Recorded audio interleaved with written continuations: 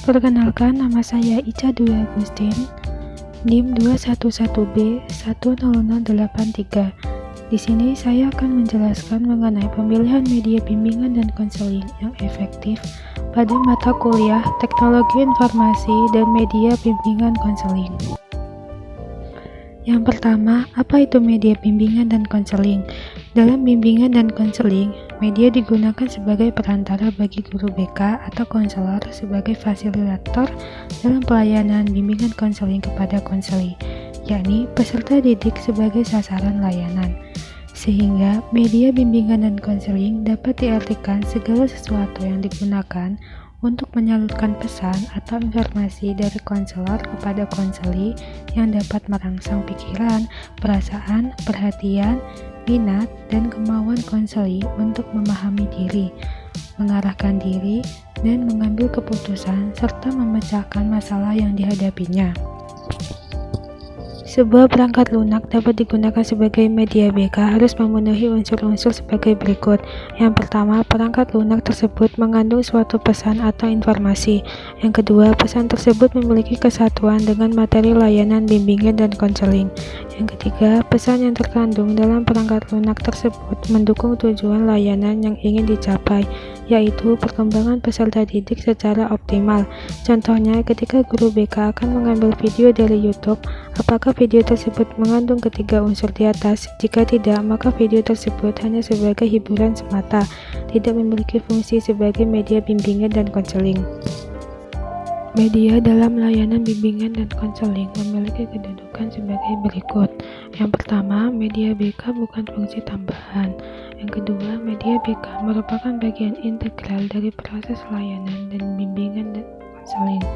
Yang ketiga, media BK merupakan sarana pendukung untuk mencapai tujuan layanan. Yang keempat, media BK bukan ice breaking. Yang kelima, media BK untuk memperlancar proses pelayanan bimbingan dan konseling. Yang keenam, media BK untuk meningkatkan kualitas layanan dan bimbingan dan konseling. Fungsi media BK dan konseling ada dua, yaitu secara umum dan secara khusus.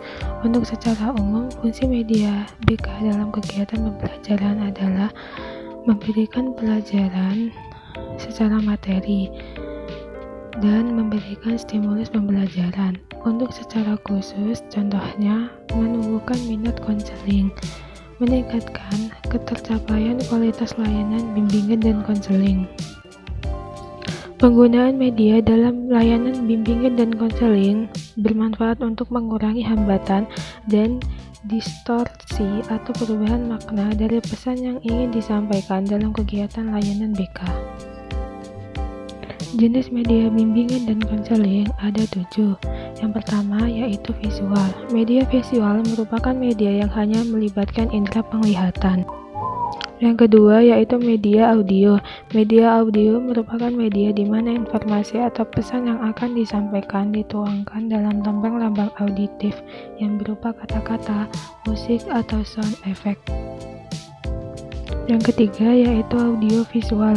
Media audio visual merupakan kombinasi dari audio dan visual, sehingga elemen di dalamnya berisi suara, teks, gambar, statis, gambar gerak, dan video. Yang keempat yaitu media multimedia. Multimedia merupakan suatu sistem penyampaian dengan menggunakan berbagai jenis bahan belajar yang membentuk suatu unit atau paket pembelajaran. Yang kelima yaitu media online seperti Google. Yang keenam media permainan. Yang ketujuh media cetak.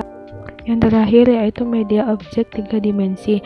Media objek 3 dimensi dibagi menjadi dua, yaitu media pengganti atau replika dan model, dan objek sebenarnya atau objek alami dan buatan. Teknik pemilihan media bimbingan dan konseling yaitu media bimbingan dan konseling merupakan bagian integral dari pelayanan dan diberikan guru BK kepada peserta didik.